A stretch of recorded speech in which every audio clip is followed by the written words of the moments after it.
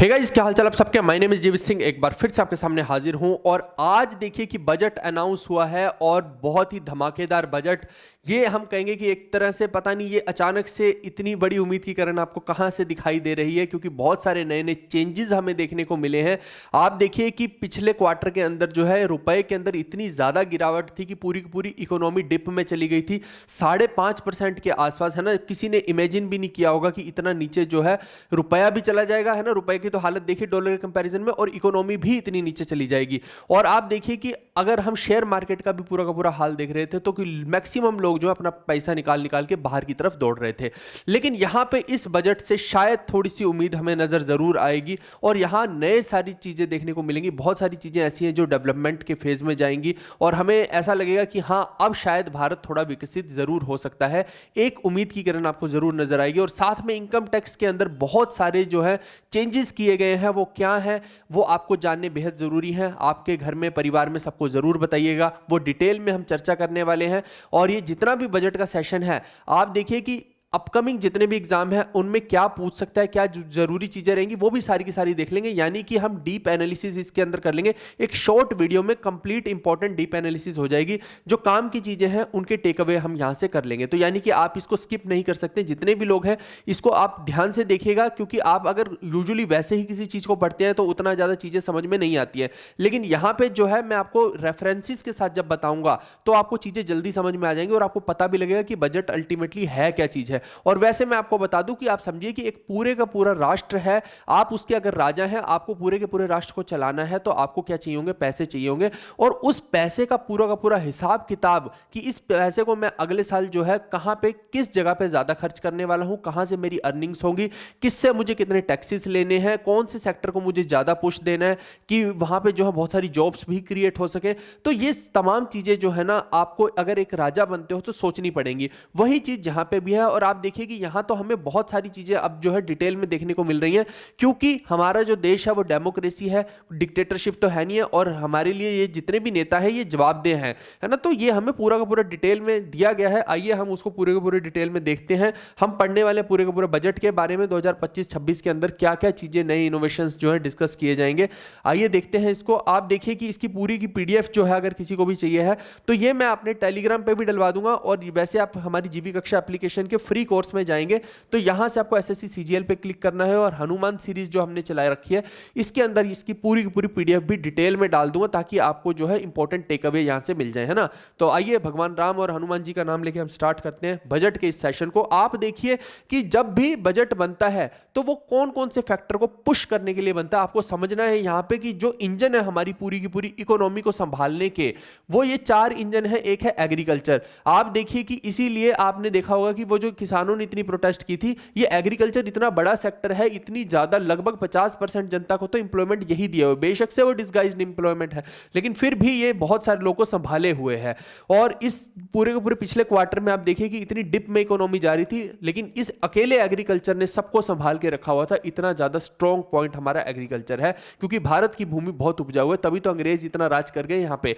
इसके बाद एमएसएमई का सेक्टर जो है ये हमारा सेकंड इंजन है, कि जो हमारी स्मॉल स्केल इंडस्ट्री है अगर हमने उसको पुश नहीं किया, सिर्फ हम चाहते हैं कि नहीं बाहर के लोग ही आके बड़ी बड़ी फैक्ट्रियां यहां पे लगा लेंगे तो वो पैसा भी बाहर लेके जाएंगे। लेकिन अगर हमारे ही देश की फैक्ट्रियां जो है वो मजबूत हो जाएंगी तो आप सोचो कि हमारे ही देश के अंदर हमारा ही पैसा जो है आगे डेवलप करेगा, यानी हमारा मल्टीफोल्ड होगा पैसा। तो वो हमें समझना है। तो वो एक हमारा इंजन हो गया। फिर तीसरा इंजन जो है वो इन्वेस्टमेंट का है। आपको पता है कि पैसे की वैल्यू कंटिन्यूसली डिक्रीज की जा रही है, लेकिन अगर हम उसको एक सही जगह पे एक प्रॉपर करेक्ट इन्वेस्टमेंट उसकी हो जाए तो वो बढ़ता ही जाएगा, है ना। एग्जांपल के लिए आप जैसे छोटी सी चीज देख लीजिए, आप एफडी करवा देते हैं, 1 लाख की एफडी कराएंगे तो 1 साल के बाद आपको अगर 7% ब्याज मिलता है तो 7,000 रुपए आपके बढ़ गए। वहीं पे अगर आप शेयर मार्केट में लगाते तो हो सकता है वहां पे 10% से बढ़ जाए या कम भी हो सकते हैं। बट अल्टीमेटली बात है इन्वेस्टमेंट की, कि वो पैसे का जो वैल्यू है, क्योंकि दिन बर दिन घट रहा है तो आपको उसके स्पेस में चलना पड़ेगा। तो इन्वेस्टमेंट्स भी एक इंजन है पूरी की पूरी इकोनॉमी को चलाने के लिए। और सबसे बड़ा इंजन, अगर इंपॉर्टेंट इंजन की मैं बात करता हूं तो वो है एक्सपोर्ट्स। अगर ये किसी देश के बढ़ जाए तो आप समझो कि इससे तो बहुत बहुत फायदा होगा। अंग्रेज भी क्या कर रहे हैं, एक तरह से फाइनल गुड्स का, जब आप देखिए कि उन्होंने भारत पे कब्जा किया तो फाइनल गुड्स को इधर भेज रहे हैं और वहां से मोटी कमाई कर रहे हैं, है ना। तो अल्टीमेटली जो मेन गेम है वो है एफजी का, कि अगर फाइनल गुड का एक्सपोर्ट इंक्रीज हो गया तो आप समझो कि बहुत बड़ी चीज हो जाती है एक देश के लिए। इवन आप देखिए कि चाइना जो कर रहा है वो भी यही कर रहा है, वो एक्सपोर्ट्स के थ्रू ही ज्यादा कमाने की कोशिश करता है, क्योंकि फाइनल मैन्युफैक्चरिंग वहां पे होने के बाद अलग अलग देशों में जाती है और चाइना को उसका हर जगह पे जो है फायदा हो रहा है, ड्यूटीज उसको मिलती हैं, टैक्सेस उस पे लगते हैं, तो वो एक बेनिफिट हो जाता है। हालांकि भारत का एक्सपोर्ट उतना नहीं है, बट स्टिल आप देखिए कि ये एक मेजर फैक्टर रहता है। तो हम जो है विकसित भारत जो बनना चाहते हैं, हम इन 4 चीजों पर अगर काम कर लेंगे तो हम विकसित भारत बन सकते हैं। यही हमारी डेस्टिनेशन है, ये पूरा का पूरा मोटो है इस चीज का कि एक कंट्री जो होती है ना, वो सिर्फ और सिर्फ मिट्टी की वजह से या एक लैंड की वजह से कंट्री नहीं बनती है, वो वहां के लोगों की वजह से कंट्री बनती है। अगर हमारे देश के लोगों का पर कैपिटा इनकम बढ़ जाए, हमारे देश के लोग जो है रोजगार उनको मिल जाए, इंप्लॉयमेंट मिल जाए और सही डायरेक्शन में सब लोग आपस में इधर उधर उल्लू जुलूलू बातों पे लड़ने की झगड़ने की बजाय अगर पुश करके हम सब इकोनॉमी को धक्का देना शुरू कर दें, तो सोचिए कि हर इंसान अगर करेगा ऐसा तो हमारा देश 100% है कि बहुत जल्दी विकसित भारत बन सकता है और हमारी जीडीपी जो है वो कहीं अच्छे आंकड़े दिखा सकती है एज कंपेयर टू पुराने टाइम के। आप देखिए कि अगर पर कैपिटा इनकम की भी मैं मोटा मोटा बात करूं तो 2,500 को टच करती है, 2375 रुपए के आसपास की आप समझिए। तो पर कैपिटा इनकम कोई बहुत ज्यादा नहीं रही है, इसको धीरे धीरे हमें बढ़ाना ही पड़ेगा, क्योंकि आप देखिए इन्फ्लेशन भी बढ़ती जा रही है। इसके अलावा आप देखिए कि बहुत सारा आप चीजें देखेंगे कि जो विकसित भारत में हेल्प करेंगी उसको अचीव करने के लिए, कि उसकी जो ग्रोथ है उसको कैसे एक्सेलरेट करना है, इंक्लूसिव डेवलपमेंट कैसे करनी है। ये नहीं कि किसी एक पर्टिकुलर व्यक्ति की कि सिर्फ अंबानी अडानी की डेवलपमेंट हो जाए और बाकी जनता की हो ही नहीं रही है ना। और साथ में एक और फैक्टर जो आपको अभी मैं बताने वाला हूं, जिसको अभी नेक्स्ट पॉइंट में, नेक्स्ट स्लाइड में ही मैं डिस्कस करूंगा, बहुत इंपॉर्टेंट फैक्टर है कि जो मिडिल क्लास है ना भाई साहब, उन्होंने बहुत ज्यादा फेस किया है पिछले कुछ सालों में। आप देखिए कि लोगों के पास पैसा ही नहीं है, लोग खर्च ही नहीं कर पाते हैं, लोग 2-2 3-3 रुपए के लिए ऑटो वाले से लड़ रहे होते हैं। ये हम रेगुलर लाइफ में देखते हैं ना, आप भी देखते होंगे। तो क्यों ऐसा हो रहा है? क्योंकि भारत के लोगों के पास उनके जेब में इतना पैसा ही नहीं रहेगा, तो वो खर्च कैसे करेंगे? वो 2-2 3-3 रुपए के लिए लड़ते रहेंगे, है ना। तो बेसिकली क्या हो रहा है कि परचेजिंग पावर कैपेसिटी जो है एक इंसान की, वो है ही नहीं है भारत के अंदर। इसीलिए आप देखिए कि बहुत बड़ी बड़ी फैक्ट्रीज या बहुत बड़ी बड़ी कंपनीज जो यूएस वाली मार्केट को कैप्चर करने की कोशिश करती है, क्योंकि वहां पे लोगों की अच्छी खासी परचेजिंग कैपेसिटी है। आप यकीन नहीं करेंगे, वहां पानी की बोतल भी 1000 रुपए की मिलती है ना। तो ऐसा भी हाल है, हमने देखा है। इवन आप पार्ले जी को देखिए, 100 150 रुपए का पार्ले जी मिलेगा जो भारत में 5 रुपए का मिलता है। तो क्यों? क्योंकि वहां पे जो है परचेजिंग कैपेसिटी कहीं हाई है, मैगी के रेट कहीं हाई है, आप देखिए, जबकि भारत में ऐसा नहीं है ना। तो वो जो है ना, हमारी गवर्नमेंट ने बोला है कि हमें जो है किसी तरीके से लोगों की परचेजिंग पावर कैपेसिटी को बढ़ाने के लिए उनके जेब में पैसा डालना पड़ेगा। अब ये नहीं है कि मोदी जी 15 लाख रुपए सबकी जेब में डाल देंगे। उसका तरीका यह है कि किसी तरीके से टैक्सेस को रिड्यूस कर दिया जाए, लोगों के ऊपर बर्डन कम कर दिया जाए, है ना। और सरकार जो है बहुत ज्यादा इंटरफेयर ना करे। आप देखिए कि अगर आपको याद होगा 1991 के जो एलपीजी रिफॉर्म्स है, मनमोहन सिंह साहब ने जो है कितना मुश्किल से पूरे के पूरे देश को उस टाइम पे संभाला था, है ना। अभी अभी जो है वो पूरे भी हो गए, है ना, शांत भी हो गए एक तरह से कह सकते हैं।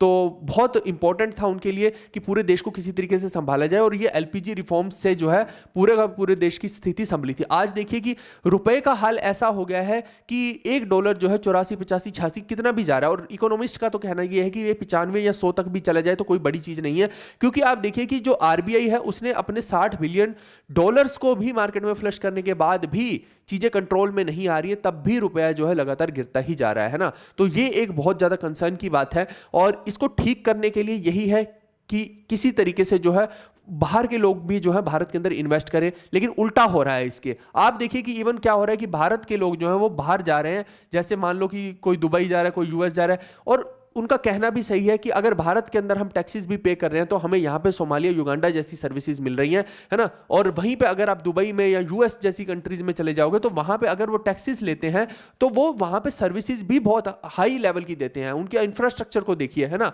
और इवन आप देखिए कि ट्रंप ने तो बोल ही दिया है कि मैं बहुत सारी चीज़ें टैक्स फ्री करने वाला हूँ। और इवन अगर आप दुबई का भी टैक्स कल्चर देखेंगे तो वहाँ पर आप देखिए कि 86 लाख रुपीज़ के आसपास तक अगर आप अर्न करते हैं तो आपको 0% टैक्स देना है। 86 लाख रुपए पे भाई साहब इतना 0%, कितनी बड़ी चीज हो गई।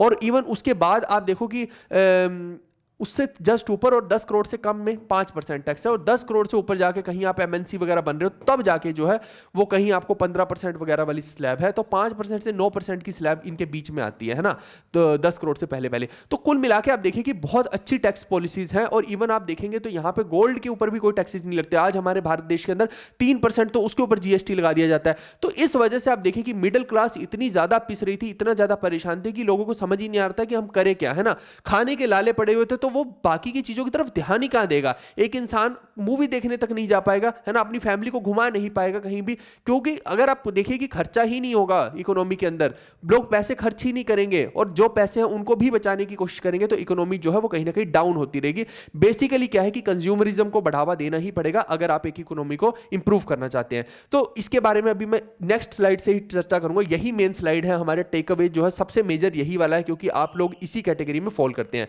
इसके बाद देखिए कि प्राइवेट सेक्टर की इन्वेस्टमेंट्स को किसी तरीके से बढ़ाया जाए और गवर्नमेंट अपना जो नाक घुसानी है वो बंद किया रहे, है ना। ये नहीं कि हर जगह पे जाके कोई बिजनेस चल रहा है वहां पे कहीं पे रेट डलवा दी, कहीं पे जीएसटी वालों को भेज दिया, है ना। इस तरीके से अगर बहुत ज्यादा चलता रहेगा तो बहुत ज्यादा लोगों को परेशानी होगी। इवन यही चीज हमने देखा अभी कि आप देखिए कि सर्वे की पावर्स जैसे इनकम टैक्स के अंदर जो है बहुत रिड्यूस कर दी गई, है ना। और ऐसा नहीं कि रेट्स भी जो है बहुत ज्यादा मार रहे हैं, पिछले एक साल में आप देखिए कि रेट्स भी बहुत कम हुई है। उसका कारण भी यही है कि अगर बिजनेस को चलने ही नहीं देंगे, पुश स्टार्ट ही नहीं मिलेगा, तो अल्टीमेटली कहीं ना कहीं आप ही का नुकसान है, आपकी इकोनॉमी बिल्कुल डाउन हो जाएगी, है ना।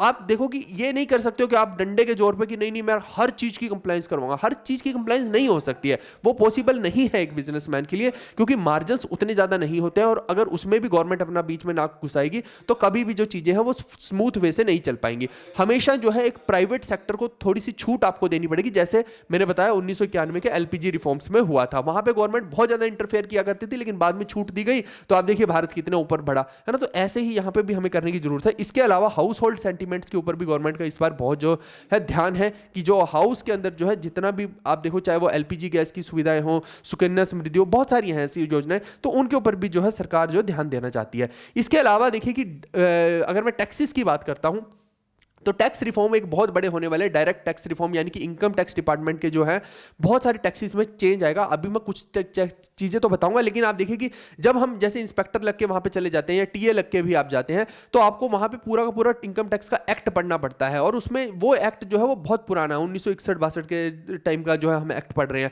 और वही रूल्स आज भी अप्लाई कर रहे हैं। सिर्फ कुछ माइनर चेंजेस जरूर होते हैं, लेकिन सरकार ने सोचा है कि हम उस टाइम के टैक्सेस को आज क्यों इंप्लीमेंट कर रहे हैं, हम आज के समय के हिसाब से नए टैक्सेस की नई पॉलिसीज बनाते हैं। तो सरकार जो है बहुत बड़े बदलाव करने वाली है। 1-1.5 हफ्ते में आपको वो भी देखने को मिलेंगे, जिनके ऊपर हम जो है पूरा का पूरा एक चर्चा करेंगे। ये न्यू इनकम टैक्स बिल की मैं बात कर रहा हूं साथ के साथ, है ना। तो उसके बारे में डिटेल में एक वीडियो आएगी, लेकिन आज भी मैं बताने वाला हूं इनकम टैक्स में बहुत सारी स्लैब्स रेट्स जो है चेंज कर दिए गए, और बहुत सारी खुशी की बात भी आपको बताऊंगा, तो आपके काम की है वो। इसके अलावा रेगुलेटरी रिफॉर्म्स की बात जैसे मैंने की कि, है ना, हर जगह पे अपनी नाक नहीं घुसाई जाएगी, बहुत सारी छूट भी जो है गवर्नमेंट देगी ताकि लोग जो है ज्यादा परेशान ना हो। और आप देखिए कि बहुत सारे जैसे केसेस भी लोग के ऊपर चलते रहते थे कि इसने भरा नहीं है, इसको पकड़ लो, उसके ऊपर स्क्रूटनी खोल दो, उसके ऊपर असेसमेंट खोल दो, है ना, किसी पे रेड मार दो, किसी पे सर्वे मार दो। लेकिन आप देखिए कि जब ये सारे का सारा मैटर जो है कोर्ट में चला जाता है ना, इनकम टैक्स में भी बहुत सारी कोर्ट्स होती हैं, ITAT ट्रिब्यूनल्स हो गया, CIT अपील हो गया, बाद में कहीं जाके जो है मैटर्स हाई कोर्ट या सुप्रीम कोर्ट तक पहुंचते हैं। ऐसा नहीं कि डायरेक्टली वहां पे चले जाएंगे,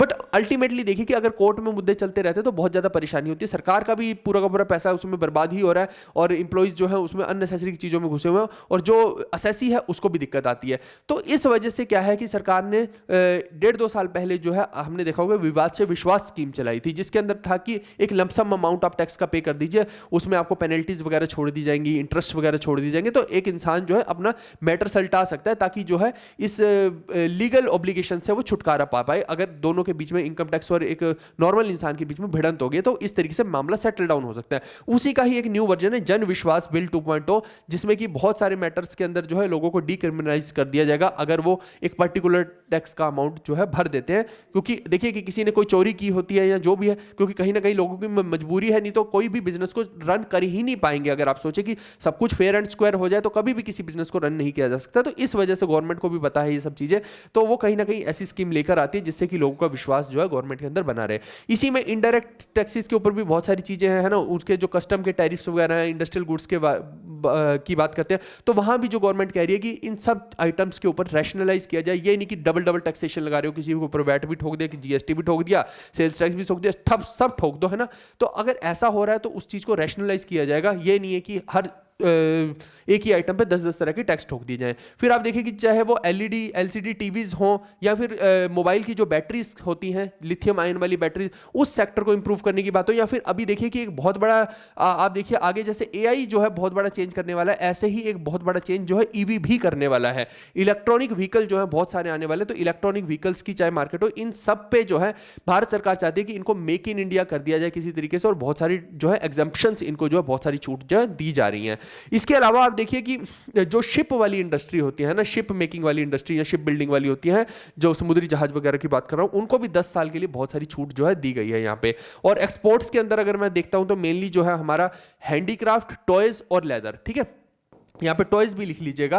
ये 3 सेक्टर ऐसे हैं जिसमें हमारा एक्सपोर्ट सबसे ज्यादा रहता है, और इनको अगर हमने संभाल लिया तो कहीं ज्यादा चीजें अच्छी हो सकती है। और यहाँ पे उनकी प्रमोशन के लिए यहाँ पे भी बहुत सारी छूट्स जो है गवर्नमेंट ने दे दी हैं।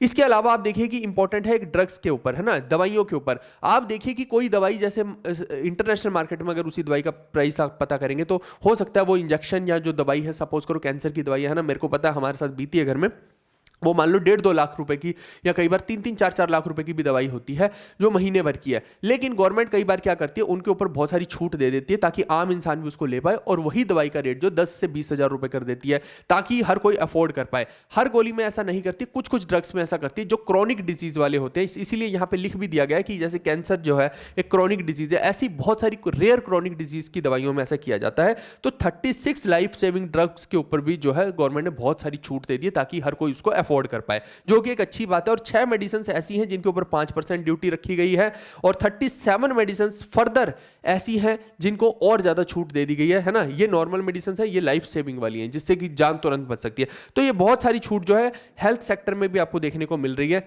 ताकि लोगों की जो जेब है ना उसके ऊपर थोड़ा सा कम बोझ पड़े। अगर देखिए कि आप हेल्थ सेक्टर में ही अपना सारा पैसा लगा देंगे, एक इंसान आज देखिए कि अपने घर वालों का इलाज नहीं करवा पाता है, तो फिर क्या हो जाएगा कि आप उस पैसे का इस्तेमाल सिर्फ हेल्थ सेक्टर में ही कर रहे हो, है ना, वो आपकी मजबूरी हो जाएगी, आप कर्जा उठा के कर रहे हो, लेकिन अल्टीमेटली आप खुशी से कहीं पे और नहीं इन्वेस्ट कर पाओगे या अपने पैसे का यूज नहीं कर पाओगे, और अगेन इकोनॉमी को कहीं ना कहीं हैम्पर होने से नहीं बचा सकते हैं। अब नेक्स्ट जो सबसे बड़ा मेजर चेंज आपको यहाँ पे देखने को मिलेगा वो है डायरेक्ट टैक्सेस के अंदर, यही है वो इनकम टैक्स, आईटी। अब इनकम टैक्स के अंदर आप देखिए अभी तक जो है बहुत बहुत परेशानी लोगों को हो रही थी। आप देखिए कि अगर मैं देखूं भी तो 1.6% के आसपास जो है पूरे भारत की 140 करोड़ आबादी का 1.6% कितना ही होता है, केवल वही टैक्स पेयर है भारत के अंदर। यानी सारे लोग तो टैक्स पे कर ही नहीं रहे हैं भारत के अंदर, और करेंगे भी कैसे, बहुत सारे लोग तो बेरोजगार है। अगर आज आंकड़ा निकाल दिया जाए तो पता लग जाएगा कि भैया जब कमा ही नहीं रहा तो टैक्स कहां से पे करेगा, टट्टू का टैक्स पे करेगा। तो आप देखिए कि यहां पे जो है अभी तक लिमिट थी 7 लाख की, है ना, कि 7 लाख रुपए तक जो है आपको छूट मिल जाती थी। लेकिन उसमें भी उन्होंने बहुत सारी चीजें की थी, पिछले साल तक ऐसा ही था, है ना, उसमें बहुत सारी एग्जम्पशंस वगैरह जो भी है, चाहे आपने हाउस के ऊपर लोन ले लिया है ना वो हटा दिया, 80 की डिडक्शंस हटा दी, तो वो सब चीजें करने के बाद आपको 7 लाख दिया था, लेकिन लोग उससे खुश नहीं थे, है ना। और आप देखिए अगेन बात फिर वहीं घूम फिर के आ रही थी कि लोग जो है नया टैक्स रिजीम तो फॉलो ही नहीं कर रहे थे, ओल्ड में जा रहे थे, क्योंकि वहां पे उनको बहुत सारे बेनिफिट्स भी दिख रहे थे। और वहां पे आप देखिए कि 9-9.5 लाख रुपए तक जो है आप टैक्स फ्री रह सकते थे अगर आप ओल्ड रिजीम की बात करते हैं। बहुत सारी उसके अंदर और भी छोटी छोटी चीजें जिनको यूज करके आप रह सकते थे, है ना। लेकिन वहीं पे आप देखिए कि इस बार जो गवर्नमेंट ने बिल्कुल तबाही मचा दी, इन्होंने बोला कि 12.75 लाख रुपए तक जो है कोई टैक्स नहीं लगेगा। ये देखिए ये अपने आप में एक बहुत बड़ा माइलस्टोन है। इससे अब आप सोच रहे हो कि क्या होगा, देखो इससे ये होगा कि अब जितने भी लोग सैलरीड सेक्टर है जो ऑर्गेनाइज्ड वर्क कर रहे हैं उनकी जेब पे जो है बोझ कम पड़ेगा। अगर वही बंदा जो मान लो कि अब देखो पहले जो है टैक्स बहुत ज्यादा भरना पड़ रहा था, अब वही इंसान को अगर मान लो कि मोटा मोटा सपोज करो 1 लाख रुपए 1-1.5 लाख रुपए, यहाँ पे 12 लाख के अंदर 1-1.5 लाख रुपए मान लो उसको टैक्स भरना पड़ रहा था, तो यही 1-1.5 लाख रुपए वो इकोनॉमी में कंट्रीब्यूट करेगा, यानी खुद जो है वहां पे कुछ ना कुछ खरीदेगा, अपने घर वालों के लिए खरीदेगा। तो इस तरीके से क्या है उसकी परचेजिंग पावर बढ़ जाएगी, है ना। अब मान लो कि कोई 100 रुपए की आइटम है तो वो खरीदने में इतना सोचेगा नहीं उस आइटम को, है ना। हो सकता है वही आइटम के दाम अगर 160 रुपए हो जाए तो भी वो खरीदने में नहीं सोचेगा, क्योंकि उसका जो खुद की आय है एक तरह से वो बढ़ गई, क्योंकि वो टैक्स से बाहर हो गया है। तो ये एक बहुत बड़ी चीज हो गई, है ना। तो अगर आप देखिए कि कल को आप इनकम टैक्स इंस्पेक्टर बन के जाते हैं, अब आपको पता है कि नया पे कमीशन भी आने वाला है, और ओवरऑल अगर उसमें देखा भी जाएगा तो आपकी ग्रोस सैलरी जो है एक मैं ओएस या सीनियर टीए की भी देखता हूं तो 1 लाख के आसपास ग्रोस कह रहा हूं मैं, है ना, इन हैंड नहीं कह रहा हूं, ग्रोस जो है 1 लाख पहुंच जाएगी। और वैसे ही इंस्पेक्टर की देखा जाएगा तो 1.25 25 एक 30 तक भी जा सकती है। लेकिन इन हैंड चलो मैं ये भी मान लूँ कि सपोज करो कि अगर आपको कल को आप गवर्नमेंट जॉब में जाते हैं, इन हैंड पे कमीशन के बाद अगर आपको 1 लाख रुपए भी मिलती है तो 12 महीने की 12 लाख रुपए हो गई, यानी कि तब भी आपको जो है कोई टैक्स नहीं देना है, अदरवाइज आपको 1-1.5 लाख रुपए टैक्स देना पड़ जाता। तो ये आपका बेनिफिट है, आपको पैसे बच जाएंगे और आप जो है अपने घर वालों का इलाज करवा सकता है, कोई अपने घर वालों का, कोई अपनी बहन की शादी कर सकता है, बहुत सारी चीजें आप उससे कर सकते हैं। तो it will boost the economy. ये गवर्नमेंट के ऊपर प्रेशर था, अगर ये नहीं करते इस बार तो आप देखिए कि इकोनॉमी की हालत इतनी खराब हो जाती कि और नीचे धकेल देते कुएं में इकोनॉमी को। ये इनकी मजबूरी थी। हमें लग रहा था 15 लाख तक कर सकती है गवर्नमेंट, लेकिन 15 लाख तक ना करके 12.75 तक किया है। बट ठीक है, हो सकता है आगे आने वाले टाइम में जो है 15 तक भी कर दे।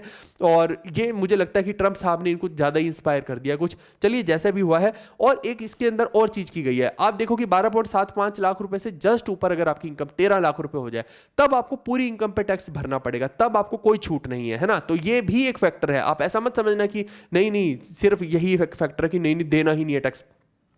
अब उसमें देखिए कि टैक्स के अंदर अलग अलग स्लैब्स होती है। मान लो कि तुम्हारी इनकम 13 लाख रुपए हो गई। अब 13 लाख हो गई तो आपको जब टैक्स भरना है तो ऐसा नहीं कि 13 लाख के ऊपर सीधा सीधा 20% भर दो, ऐसा नहीं होता है। आपको स्लैब में भरना है, यानी कि 0 से 4 लाख रुपए तक की जो आपकी इनकम है 13 के अंदर, 0 से 4 तक वाली जो इनकम है उसके ऊपर तो कोई टैक्स नहीं लगेगा। अब देखो 4 से 8 यानी कि 4 लाख से 8 लाख रुपए, यानी मोटा मोटा ये कितने बन गए, 4 लाख रुपए बन गए।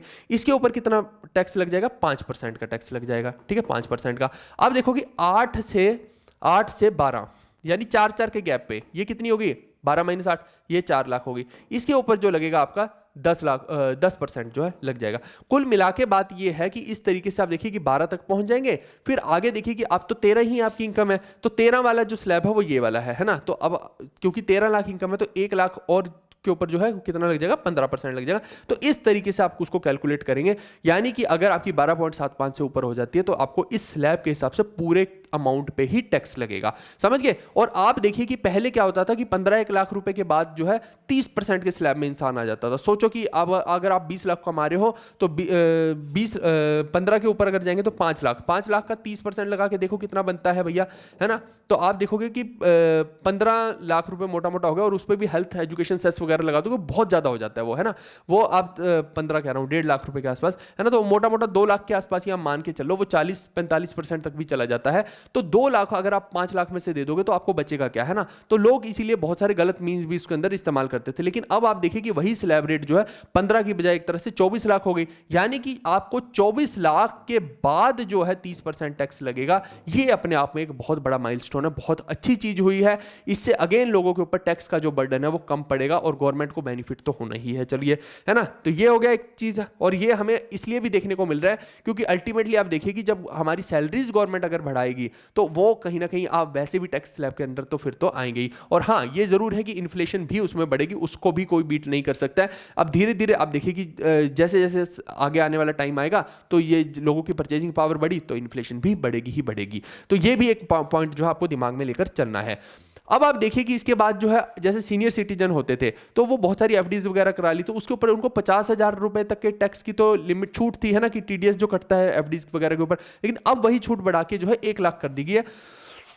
यानी कि इंक्लूसिविटी है, हर किसी को यहाँ पे देखा गया है। ऐसा नहीं किया गया कि केवल मिडिल क्लास को देख लिया या केवल आदमी को देख लिया या केवल औरत को देख लिया या किसी एक सेक्टर को, सबके लिए कुछ ना कुछ है। फिर आप देखिए कि आपके पास एक घर होता था, अब घर को आपने किराए पे रेंट पे चढ़ा दिया, है ना। तो आप देखो कि जो रेंट होता है, रेंट जो है वो मोटा मोटा 2.5 लाख रुपए तक जो है उसके ऊपर टीडीएस नहीं कटता था। टीडीएस होता है कि पहले ही टैक्स डिडक्ट हो जाता है, बाद में जब आप आईटीआर भरते हो तो फिर उसमें जो है वापस आपको मिलता है, ऐसा रहता है उसके अंदर, अगर आप उसमें बच रहे हो तो। नहीं तो फिर वो तो टैक्स लगेगा तो लगेगा, वो तो वो वाली बात है। अब वही टीडीएस की लिमिट जो है 6 लाख रुपए कर दी गई है कि भैया 6 लाख रुपए तक कोई टीडीएस नहीं कटेगा। अगेन एक बहुत बड़ी चीज यहाँ पे हमें देखने को मिल रही है। और ये देखिए कि वॉलंटरी कंप्लायंस के लिए, कि पहले क्या होता था कि मान लो कि आप पिछले सालों की आईटीआर नहीं भर पाए तो आप पिछले 2 साल तक की आईटीआर ही इस करंट ईयर में भर सकते थे। लेकिन अब गवर्नमेंट ने बोला कि क्योंकि किसी भी साल का केस आपका कभी भी खुल सकता है ना, तो ये इशू है, तो इसीलिए गवर्नमेंट ने बोला कि आप जो है एकदम अपना करैक्टर को नीट एंड क्लीन करने के लिए आप अब क्या कर सकते हो, पिछले 4 साल की आईटीआर भर सकते हो। ठीक है, यानी कि आपने नहीं भरी है तो कोई दिक्कत नहीं, आप पिछले 4 साल की आईटीआर भर सकते हैं। ये एक बहुत बड़ी चीज हो गई। और अगेन बहुत सारी चीजें ऐसी चलाई गई हैं जिसके अंदर जो है इंसान के ऊपर जो बहुत ज्यादा बर्डन ना पड़े, है ना, और बहुत ज्यादा कंप्लायंसेस उसको ना करनी पड़े, वो एक इशूज को सोल्व किया गया है। यहाँ पे बहुत सारी चीजें हमने मेंशन कर दी हैं। इसके बाद एम्प्लॉयमेंट और इन्वेस्टमेंट को बढ़ाने के लिए बहुत सारी चीज़ें यहाँ पे की गई हैं, जैसे टोनेज टैक्स स्कीम लाई गई है ना, शिप वगैरह वाली भी मैंने आपको बता दिया, वही है ये सारे का सारा। फिर जो स्टार्टअप्स होते हैं 5 साल तक उनको देखिए कि बहुत सारे बेनिफिट्स मिलते हैं, टैक्सेशन में भी बेनिफिट मिलते हैं, तो उसको और 5 साल तक एक्सटेंड कर दिया गया है। तो ये एक बहुत अच्छी चीज़ है ना। तो ये सारी चीज़ें हैं जो हमें दिखा रही हैं कि भैया ये इस तरीके से हमारी इकोनॉमी अब आगे बढ़ने वाली है। बहुत सारा जो है एक इंक्लाइंड शिफ्ट हमें देखने को आगे जरूर मिलेगा। आप देखिएगा कि महंगाई भी तुरंत से बढ़ेगी और अब लोगों की परचेजिंग पावर भी बढ़ेगी। वही पार्ले जी की जैसे मैं बात कर रहा हूं कि आप दुबई में जाते हैं तो हो सकता है 40-50 रुपए का मिल रहा हो, यूएस में 100 रुपए का मिल रहा हो, तो ऐसा भारत में भी आपको देखने को मिलेगा कि आज जो पार्ले जी 5 रुपए का हो सकता है कल को वो 15-20 रुपए का मिल रहा हो, क्योंकि अब लोगों की परचेजिंग पावर जब बढ़ेगी तो वही चीज जो है हम बिल्कुल वर्ल्ड के लेवल पे कहीं ना कहीं आने की कोशिश करेंगे उस चीज के लिए। अब दूसरी बात यही है कि रुपया जो है भारत में, या भारत की सरकार क्या कर रही है, एक तरह से बिजनेस ही कर रही है, इसको बिजनेस ही बोला जाता है कॉन्स्टिट्यूशन की भाषा में। तो ये पैसा आ कहां से रहा है और जा कहां रहा है, इसकी जवाबदेही हमारा कॉन्स्टिट्यूशन बोलता है कि भारत की सरकार देगी, जिनको आपने जितवा के वहां पे पार्लियामेंट में बिठाया है। तो वो पार्लियामेंट जो है रिस्पॉन्सिबल है लोगों को। अब वो भारत के लोगों को बता रही है पार्लियामेंट की अगर आपका 1 रुपया है तो 1 रुपए का कितना भाग जो है कहां कहां से आ रहा है। अब वो आ रहा है, देखो 22% तो आपको इनकम टैक्स से मिल रहा है, बहुत सारे लोग इनकम टैक्स भरते हैं, तो 22% जो इनकी आमदन है, इनका जो प्रॉफिट है वो इनकम टैक्स से आता है। फिर आप देखिए कि यूनियन एक्साइज से 5% आता है, जीएसटी से 18% आता है, कॉर्पोरेशन टैक्स से 17%, कस्टम से 4%, नॉन डेट कैपिटल रिसीट से 1%, नॉन टैक्स रिसीट से 9%, और जो बोरोइंग करते हैं है ना, या उधारी उठाती है गवर्नमेंट, तो वहां से 24%। कुल मिला के ये पूरे का पूरा आपका बनता है। आप देखिए कि अगर बोरोइंग कम हो जाए किसी तरीके से और ये बाकी के फैक्टर बढ़ जाए तो आप समझिए कि हमारे देश पे कर्जा कम हो जाएगा, है ना। लेकिन अल्टीमेटली पूरा देश भी चलाना, तो इसलिए बोरोइंग्स भी करनी ही पड़ती है। हालांकि इस पिछले क्वार्टर में गवर्नमेंट ने सोचा था कि हम कम से कम बोरोइंग करेंगे, तो वो हमें यहां पे देखने को मिल रहा है। अब ये तो हो गया कि गवर्नमेंट ने कमाई कितनी की, अब खर्चा कितना किया, यानी रुपया जा कहां रहा है वो हमें बताया जा रहा है कि 1 रुपया जो है उसका खर्चा कहां कहां होता है। 4% तो देखिए आप पेंशन्स के अंदर जाता है, 8% में अदर एक्सपेंडिचर आ जाता है, चाहे वो आपकी सैलरीज हो, गवर्नमेंट एम्प्लॉइज की सैलरीज हो, इंफ्रास्ट्रक्चर हो, बहुत सारी चीज़ें हैं ना। फिर सेंट्रली स्पॉन्सर्ड स्कीम्स जो होती हैं उस पर 8% जो है 1 रुपये का 8% जो वहाँ चला जाता है। अगर गवर्नमेंट ने मान लो 100 करोड़ कमाए हैं तो उसका 8% निकाल लीजिए, वो इन स्कीम्स में चला जाएगा, इसका ये मतलब है। फिर आप देखिए कि फाइनेंस कमीशन और अदर ट्रांसफर्स के अंदर 8% जा रहा है। स्टेट को जो दिया जाता है, आप देखो कि स्टेट सबसे पहले पूरा का पूरा टैक्स जो है सेंटर को भेजती है और फिर वहां से जो है सेंटर डिवाइड करती है कि इतना % हमारे पास रहेगा और इतना जो है स्टेट के पास जाएगा। तो वो जो स्टेट को शेयर दिया गया है वो 22% तो रुपया उनके पास चला गया। और यहां पे आप देखिए डिफेंस सेक्टर में आपको बहुत बड़ा एक देखने को मिलेगा, 8% का जो है डिफेंस सेक्टर में इस्तेमाल हो रहा है। 6% का मेजर सब्सिडीज जो गवर्नमेंट देती है ना, चाहे वो एलपीजी में दे रही हो या किसी पे भी दे रही हो, है ना, पेट्रोल पे दे रही हो, गोल्ड पे दे रही हो। गोल्ड में भी देखिए बहुत सारे टैक्सेस गवर्नमेंट ने कम कर रखे हैं, अभी तो मैं बता रहा हूं, अगर वो और कर दे तो और ज्यादा महंगा हो जाएगा। तो ऐसे ही आप देखिए कि सेंट्रली सेक्टर स्कीम्स जो हैं, बहुत सारी ऐसी स्कीम्स हैं, है ना, चाहे वो डिफेंस की हो चाहे सब्सिडी की हो, उनमें 16% गवर्नमेंट जो है इन्वेस्ट कर रही है। फिर जो है इंटरेस्ट जो है, अभी मैंने बताया ना यहाँ पे कि बहुत सारा जो है इन्होंने बोरिंग्स भी कर रखी है, उधारी ले रखी है, तो इस पूरे 1 रुपए का 20% जो उन उधारियों को चुकाने में या उनका इंटरेस्ट देने में जो है लग जाता है। तो इस तरीके से जो है पूरा का पूरा 1 रुपए का हिसाब किताब है। अब देखिए कि दो चीज होती हैं, एक होती है रेवेन्यू और एक होता है कैपिटल। रेवेन्यू जो होता है वो होता है पर एनम में, कि हर साल में आपने कितना कमाया, या अगर रेवेन्यू एक्सपेंडिचर कर रहे हैं तो हर साल में कितना खर्च किया। रेवेन्यू अगर आप देख रहे हो कि आ रहा है जो रेवेन्यू रिसीट, तो हर साल में पूरे साल में आपने कितना कमाया, इस तरीके से। और कैपिटल होता है कि एक लॉन्ग टर्म असेट, है ना। कैपिटल का मतलब ही है कि लंबे समय तक आपके पास जो असेट्स पड़े हैं उसकी वैल्यू, है ना। तो कैपिटल इज समथिंग की मोर देन 1 ईयर आपके पास जो है। अब आप देखिए कि यहाँ पे अलग अलग ईयर्स का हमें दिखाया गया। अगर हम 2024-25 का ये जो अभी साल जा रहा है इसका देखते हैं तो 30.9 लाख करोड़, ये लाख करोड़ में है, ये हमें जो है यहाँ पे रेवेन्यू भारत की सरकार का देखने को मिलता है, जो पिछले सालों से कम है। और वो मैं बोल भी रहा हूँ आपको कि कम ही जा रही है हमारी जीडीपी है। और इसके अलावा आप देखिए कि साथ में ये अगली प्रोजेक्शन जो है, अगले साल की प्रोजेक्शन 2025-26 के लिए जो है ये 34.2 लाख करोड़ की है, कि ऐसा गवर्नमेंट मान रही है कि ऐसा हो जाएगा कि हमारा जो रेवेन्यू है इतना बढ़ जाएगा। ये जरूरी नहीं है कि इतना हो, ये सिर्फ इनका मानना है। इसके अलावा आप कैपिटल रिसीट्स की बात करते हैं तो आप देखिए कि 2024-25 में अगर मैं देखता हूं तो ये 16.3 थे, 16.3 लाख करोड़। लेकिन अब सरकार का मानना है कि 2025-26 में हमारे जो कैपिटल रिसीट हैं वो 16.4 लाख करोड़ हो जाएंगे। इसके अलावा मैं एक्सपेंडिचर की अगर बात करता हूं तो आप देखिए कि यहां पे इफेक्टिव कैपिटल एक्सपेंडिचर की अगर मैं बात करूं, ये कैपिटल वाला हो गया, ये रेवेन्यू वाला है इस तरफ। तो कैपिटल वाले का मतलब होता है कि जो जिसको 1 साल से ज्यादा हो रहा है एक तरह से, है ना, कि उस असेट्स के ऊपर आप इन्वेस्ट कर रहे हो। और यहां पे हो गया रेवेन्यू वाला, जैसे सैलरीज वगैरह देनी, तो ये हर साल में जा रही है ना, तो ये आपका रेवेन्यू वाला एक्सपेंडिचर हो गया।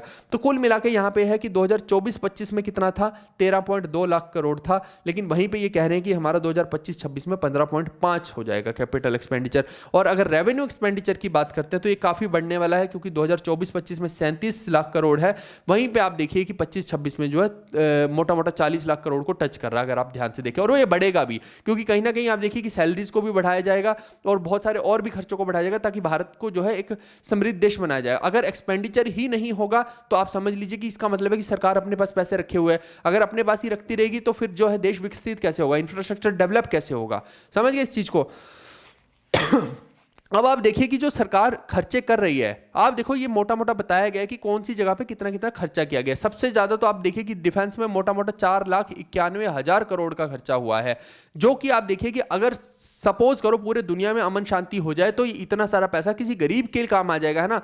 जो गरीब आज ठंड से मर रहे हैं, कोई भूख से मर रहा है, आप सोचो इतना सारा पैसा तो उनके काम आ जाएगा। लेकिन ये मजबूरी है, एक देश की होती है ना, हर देश की मजबूरी है कि कोई उस पर हमला ना कर दे, डिफेंस को मजबूत बनाना ही बनाना है, नहीं तो बाकी लोग का नुकसान हो जाएगा। तो इस वजह से जो है डिफेंस पे इतना सारा पैसा हमें लगाना पड़ रहा है। और सिर्फ भारत ही नहीं लगा रहा, भारत से कहीं ज्यादा गुना आप बोलेंगे चाइना और अमेरिका भी लगा रहे हैं, है ना। तो ये जो है हम तो फिर एक छोटा भाग लगाए हुए, लेकिन आप देखिए कि पूरे एक्सपेंडिचर में अगर सबसे ज्यादा देखा जा रहा तो ये बहुत बड़ा पार्ट हो गया इस चीज का। फिर जो है रूरल डेवलपमेंट यानी गांव की डेवलपमेंट के लिए केवल 2,66,000 करोड़, यानी कि इसका आप मोटा मोटा देखो कि कितना कम है ये एक तरह से, इसके कंपैरिजन में देखो, डिफेंस के कंपैरिजन में।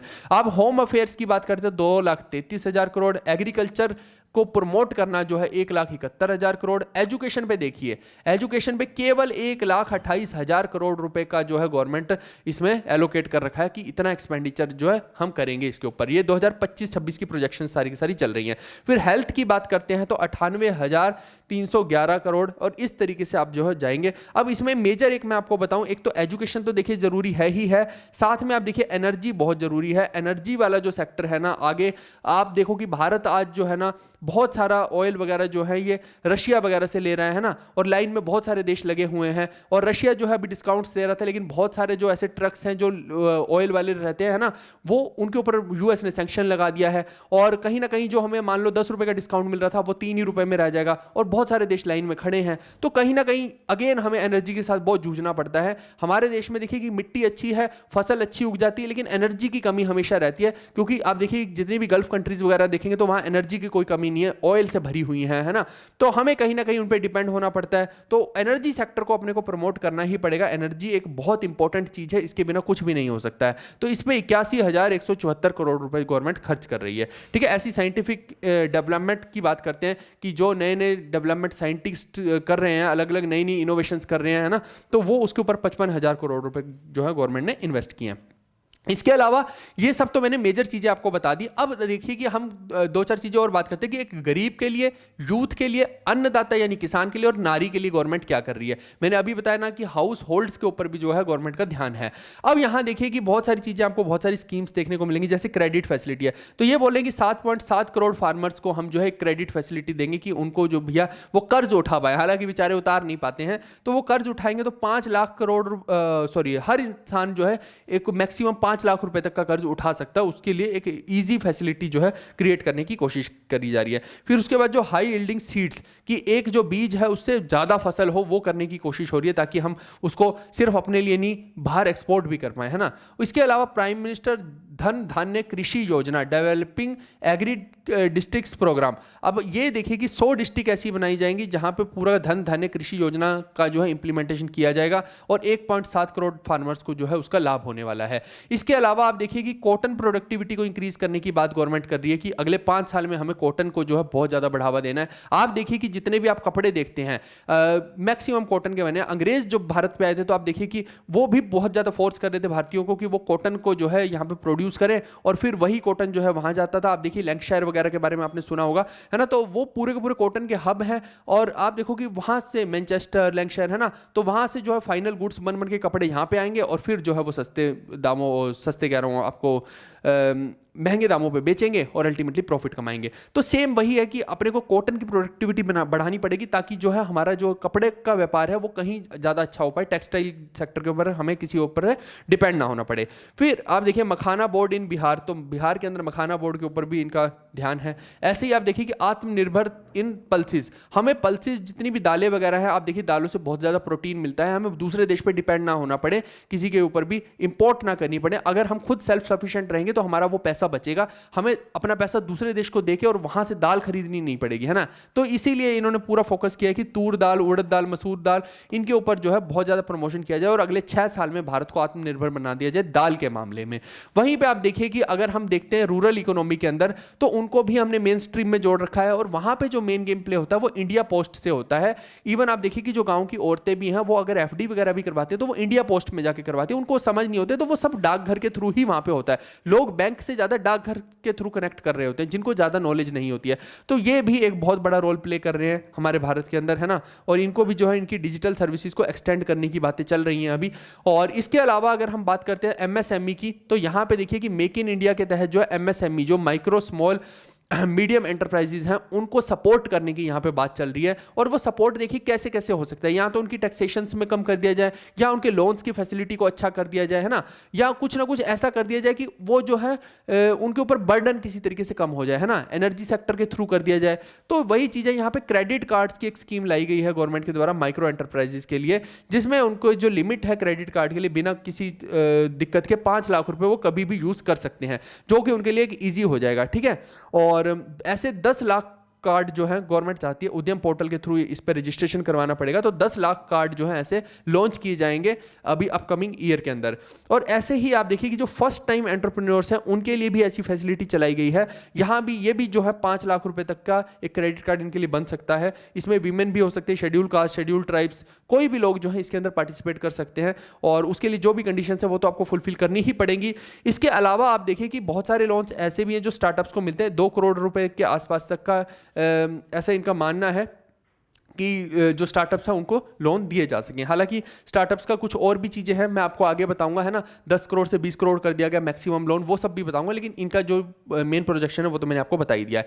इसके अलावा आप देखिए कि और बहुत सारी चीज़ें हैं ऐसी, जैसे जॉब्स वगैरह हो गई, है ना, या बिजनेस की ईज ऑफ डूइंग हो गई, कॉस्ट ऑफ डूइंग हो गई, ये बहुत सारी चीज़ों पे जो है गवर्नमेंट ध्यान देने वाली है। इसके अलावा लेबर इंटेंसिव सेक्टर जितने भी हैं आप देखिए, जैसे फुटवियर की इंडस्ट्री हो गई, या फिर लेदर की इंडस्ट्री हो गई, खिलौनों की इंडस्ट्री हो गई, है ना, इसके अंदर देखिए हम जो है बहुत ज़्यादा आगे हैं एक तरह से, है ना। और हम भारत के थ्रू जो है बाहर जो है अपनी इस चीज़ों को भेज सकते हैं और इससे जो है बहुत सारा मुनाफा कमा सकते हैं। तो इसके ऊपर गवर्नमेंट बहुत सारा ध्यान देने वाली है। और गवर्नमेंट का मानना है कि अगर ऐसा कर लिया तो 22 लाख नए लोगों को जो है नौकरियां यहाँ पे मिल जाएंगी, यानी एक रोजगार यहाँ से निकलता हुआ गवर्नमेंट को दिखाई दे रहा है। इसके अलावा टॉय सेक्टर का भी मैंने बता दिया कि उनके ऊपर ठप्पा लगाया जाएगा मेड इन इंडिया का, तो लोगों को पता लगेगा कि हाँ, जैसे आज चाइना का प्रोडक्ट भारत में आते हैं ना, देखते हो आप मेड इन चाइना, ऐसे ही आप देखिए कि हमारे भारत के भी जो है अलग अलग देशों में जाएंगे तो हमें एक वो फील आएगी कि हाँ सच में भारत भी जो है पूरी की पूरी ग्लोबल इकोनॉमी में कुछ बड़ा रोल प्ले कर रहा है, ठीक है। तो ऐसी फूड प्रोसेसिंग के लिए बिहार के अंदर बहुत सारी चीज़ें की जा रही है, ये मैं ऑलरेडी आपको समझा चुका हूँ पहले भी। अब इसके अलावा आप देखिए कि गारंटीड कवर, अब क्रेडिट जो दिए जाते हैं, क्रेडिट का मतलब एक तरह से लोन हो गया, ऋण हो गया। आप देखो मैं करोड़ों में बता रहा हूं, तो एमएससी जो है, माइक्रो स्मॉल एंटरप्राइजेज जो हैं, अभी की डेट में इनको जो है आप देखो कि 5 करोड़ रुपए तक का लोन जो है मान्य हो सकता है। ये मैक्सिमम बता रहा हूं मैं, जरूरी नहीं कि इतना ही होगा, कम भी हो सकता है, ये मैक्सिमम है। लेकिन अब जो है इसको रिवाइज करके 10 करोड़ रुपए तक कर दिया गया। यानी आप एक नई एमएससी अगर लॉन्च करते हैं तो 10 करोड़ रुपए तक का आपको लोन मिल सकता है। अब उसकी लिमिट क्या कंडीशंस होती हैं वो भी मैं बताता हूं कि किसको आप माइक्रो स्मॉल एंटरप्राइज बोलते हो, वो नीचे मैं बताऊंगा। इसके अलावा स्टार्टअप के अंदर जो है पहले आपको 10 करोड़ रुपए तक का लोन मिल सकता था, अब 20 करोड़ उसकी लिमिट कर दी गई है, ठीक है भाई। और ऐसी एक्सपोर्टर ऑफ एमएसएमई के लिए भी 20 करोड़ कर दी गई है। कुल मिला के बात ये ऐसा नहीं है, इसके लिए देखो प्रॉपर फाइल वर्क होता है, बहुत सारी चीजें होती हैं। ये नहीं है कि मैंने यूं बोल दिया और हर किसी को 20 करोड़ रुपए मिल रहे हैं, ये पॉसिबल नहीं होता है ना। वो प्रॉपर आपको सारी फाइल्स, लिटिगेशन, सब चीजें करनी पड़ती है, तब जाके होता है। इसके अलावा आप देखिए कि अब इसकी क्लैरिफिकेशन के लिए इन्होंने क्लासिफिकेशन भी कर दी कि ये जो एमएससी है, स्टार्टअप है, ये सब चीजें हम बोलेंगे किसको, तो आप समझना कि माइक्रो एंटरप्राइज जो है अभी तक हम जिसको बोलते बोलते आ रहे हैं, वो उसको बोलते आ रहे हैं कि जहां पे किसी आदमी ने मान लो कि 1 करोड़ रुपए की इन्वेस्टमेंट कर दी, तो उसको हम माइक्रो एंटरप्राइज बोलते थे, 1 करोड़ तक की, है ना, 1 करोड़ से नीचे बेसिकली। लेकिन अब इन्होंने इसको रिवाइज कर दिया कि भैया ये जो हो जाएगी लिमिट, ये 2.5 करोड़ रुपए की, अगर आप 2.5 करोड़ तक इन्वेस्ट कर रहे हो तो वो जो है आपका माइक्रो एंटरप्राइज कहलाएगा।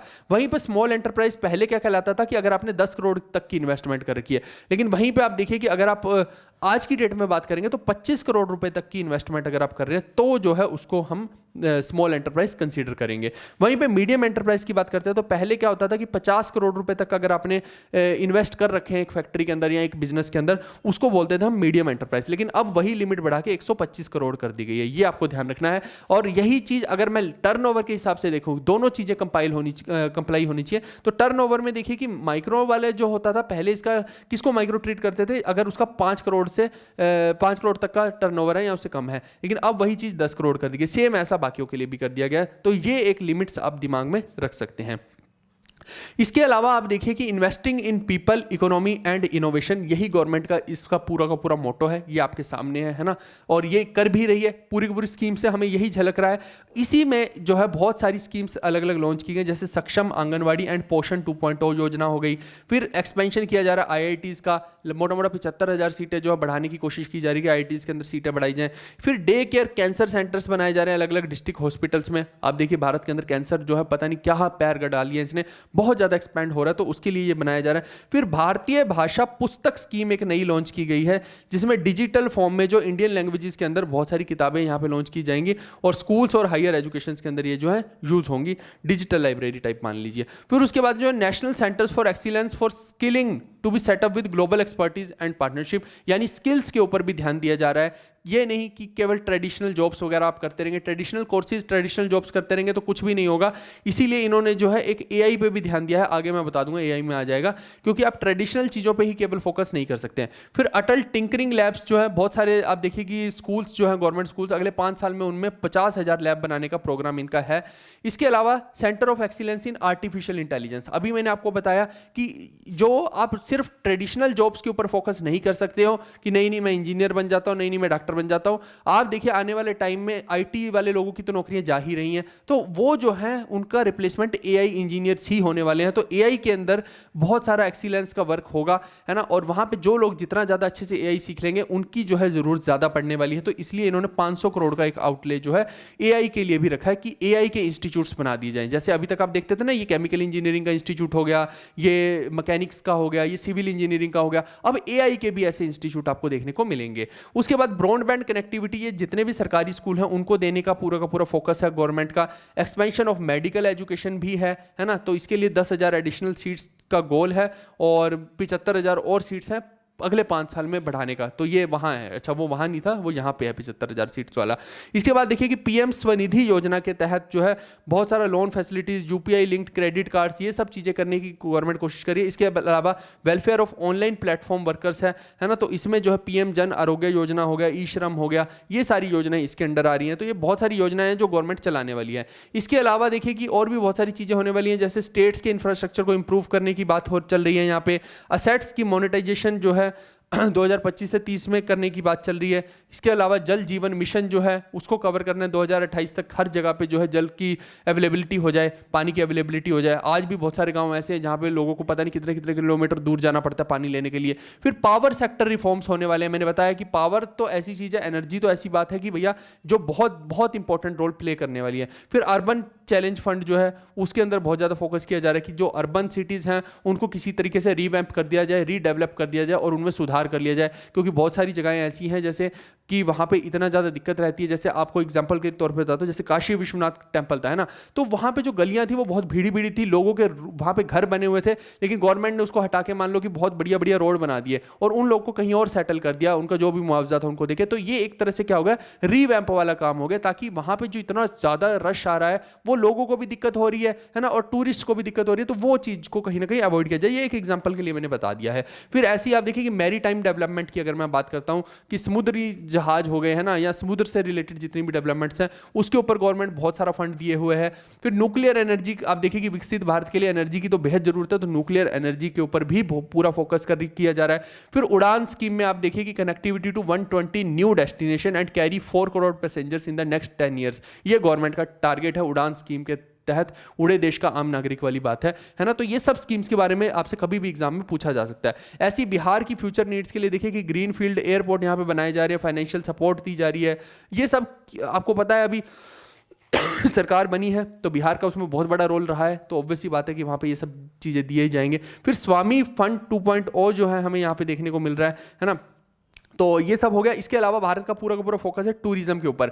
आज देखिए कि बहुत सारे लोग जो हैं, कोई इंडोनेशिया जा रहा है, कोई मलेशिया जा रहा है, कोई थाईलैंड जा रहा है ना। लोग गोवा को छोड़ चुके हैं, थाईलैंड में घुस रहे हैं। तो ये जो चीज़ें हमने देखी कि भैया टूरिज्म का जो एक सेक्टर है ना, वो कहीं ना कहीं हम उसमें पीछे रह रहे हैं, और लोग जो है वो हमारे देश को छोड़ के बाकी जगह जाना प्रेफर कर रहे हैं। आप देखिए कि जो अंग्रेज लोग भी थे जो भारत के अंदर बहुत ज़्यादा आया करते थे, अब वो जो है वो कहीं ना कहीं दूसरी कंट्रीज में है ना। दुबई इसका एक तरह से सेंटर हो गया, कोई थाईलैंड में जा रहा है, क्योंकि वहाँ पे अलग अलग फैसिलिटीज़ हैं, वो इकोनॉमिक हो गई है कंट्रीज टूरिस्ट के लिए, और कईयों ने तो अपना वीजा भी फ्री कर दिया है ना। तो होटल्स के अगेन दाम कम हो गए हैं, एक्टिविटीज बहुत ज्यादा करने को उन्होंने इतना ज्यादा बढ़िया उसको बना लिया, टूरिस्ट हब बना लिया है, और अब एकदम से कल्चर आया है टूरिज्म का। तो भारत को कहीं ना कहीं उसके अंदर कुछ ना कुछ करना पड़ेगा। तो भारत की जो आंखें खुल चुकी हैं। आप देखिए कि टॉप 50 टूरिस्ट डेस्टिनेशन जो हैं उनको डेवलप करने का काम करेगी सेंटर की सरकार उनकी स्टेट्स के साथ, जो कि बहुत बढ़िया काम यहां पे होने वाला है। और कोशिश करेगी कि जो ई वीजा की फैसिलिटीज है उसको स्ट्रीमलाइन कर पाए, क्योंकि जो दूसरे लोग भारत के अंदर आना चाहते हैं घूमने फिरने के लिए, उनको ये नहीं होना चाहिए कि वो परेशान हो रहे हैं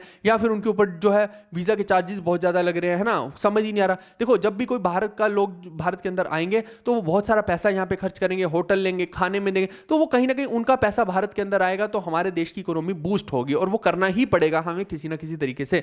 ठीक है। इसके बाद इसी चीज के लिए स्किल डेवलपमेंट प्रोग्राम्स भी चल रहे हैं। इसके अलावा आप देखिए कि मुद्रा लोन्स जो है होम स्टेज के ऊपर, कि किसी को होम स्टेज खोलने हैं तो वहां पे मुद्रा लोन लेकर खोल सकता है। इसके अलावा ट्रैवल की कनेक्टिविटी, जितनी भी टूरिस्ट डेस्टिनेशन है उनकी ट्रैवल की कनेक्टिविटी इजी कर दिया। पता लगे कि कोई अंग्रेज आ गया भारत के अंदर और वो जाना चाहता है मान लो कि महाकुंभ का मेला देखने, और मान लो कि वहां पे कोई हवाई जहाज ही नहीं जा रहा, अब वो बेचारा कितना परेशान हो जाएगा, है ना। तो इस तरीके से अगर आप कनेक्टिविटी ही नहीं बिल्ड करोगे तो फिर भी टूरिस्ट डेस्टिनेशन का कोई मतलब नहीं है। तो इस तरीके से टूरिज्म के ऊपर भी गवर्नमेंट इस बार जो है ध्यान देने वाली है।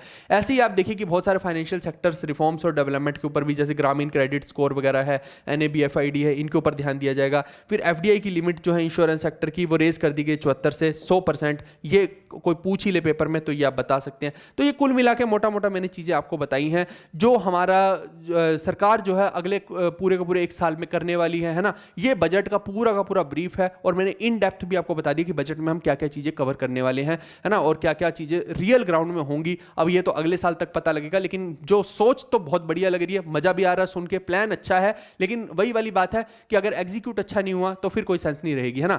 मोहम्मद बिन तुगलक भी प्लान ऐसे बनाया करता था, है ना, बहुत बढ़िया शानदार प्लान होते थे, लेकिन वो प्लान आगे चल के सक्सेसफुल कितने हो पाते थे वो भी तो एक गेम है। तो अब देखना पड़ेगा कि ये सरकार जो है क्या इनको इंप्लीमेंट सच में उस एंगल से करवा पाएगी, या फिर यहां भी ये सब घपलेबाजी चलती रहेगी और ये सिर्फ कागज पे रह जाएंगे। तो वो अब देखने लायक एक अगले साल में जरूर रहेगी चीज। इसके अलावा आप देखिए कि अगर आप हमसे पढ़ना चाहते हैं, हमारा जो है बैच बहुत इंपॉर्टेंट, हमने एक प्रीमियम बैच क्रिएट कर दिया है जिसके थ्रू आप कोई भी एग्जाम की तैयारी कर सकते हैं, चाहे SSC की तैयारी कीजिए, चाहे रेलवे की तैयारी कीजिए, चाहे स्टेट एग्जाम्स की तैयारी कीजिए। जहां पे हम बहुत डिटेल में चीजों को कवर करें। जीके का रामबाण 2.0 बैच का नाम है। यहाँ पे वीडियोस, PDFs, मॉक टेस्ट, बहुत सारे MCQs, स्टैटिक, करंट अफेयर, सब कुछ इस बैच के अंदर प्रोवाइड किया जाता है। डेली टारगेट्स भी दिए जाते हैं। ये बैच अगर आप लेना चाहें तो ले सकते हैं। इसके लिए आपको जो है एक कूपन कोड लगा सकते हैं जिसका नाम है रिपब्लिक। ठीक है, रिपब्लिक डे से आप रिपब्लिक कूपन जो है ये लगा सकते हैं, और यहाँ से आपको अच्छा खासा ऑफ हो जाएगा।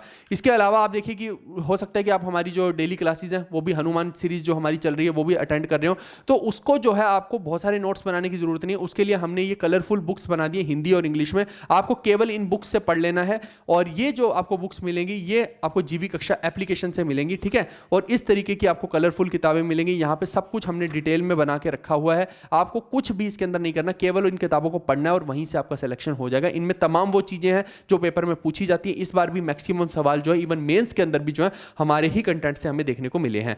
ठीक है, उसका मैंने ऑलरेडी प्रूफ भी आप लोग को डाल दिया है। अगर आप इस बुक को लेना चाहते हैं तो आप देखिए कि यहाँ पे आपको एक बुक्स का सेक्शन दिखेगा, बुक्स का सेक्शन। ठीक है, ये हमारी एप्लीकेशन को जब आप खोलेंगे जीवी कक्षा एप्लीकेशन को, तो उस बुक्स के सेक्शन पे क्लिक करके आप ले सकते हैं। इसके अलावा ये हमारा कोर्स है, तो कोर्स के सेक्शन पे आप कोर्स को ले सकते हैं। ठीक है दोस्तों, आई होप कि आज का सेशन आपको मजेदार लगा होगा। बहुत ज्यादा मैंने मेहनत की थी कि आपको एकदम चीजें समझ में आ जाए। यूजुअली बजट की चीजें किसी को समझ में नहीं आती हैं, बट मैंने ट्राई किया है कि आपको एक आसान भाषा में बजट में समझा दूं, और मेरे को लग रहा है कि मैक्सिमम लोग को आज बजट का मतलब समझ में आ गया होगा कि क्या होता है। अगर आपको अच्छा लग रहा है तो प्लीज ये रिक्वेस्ट है कि आप इस वीडियो को शेयर जरूर कीजिएगा मैक्सिमम लोगों तक, ताकि सब लोगों को ये पता लग जाए कि हाँ भैया, हमारे देश के अंदर अब आगे आने वाले समय में क्या होने वाला है। आप जब गवर्नमेंट जॉब्स में जाएंगे तो आपको कितने टैक्सेस देने हैं, क्या करना है, आपके लिए ये बेहद कमाल की वीडियो है, आपको समझ में आ जाएगा। हम मिलते हैं नेक्स्ट वीडियो में। आप लाइक शेयर सपोर्ट जरूर करके रखिएगा।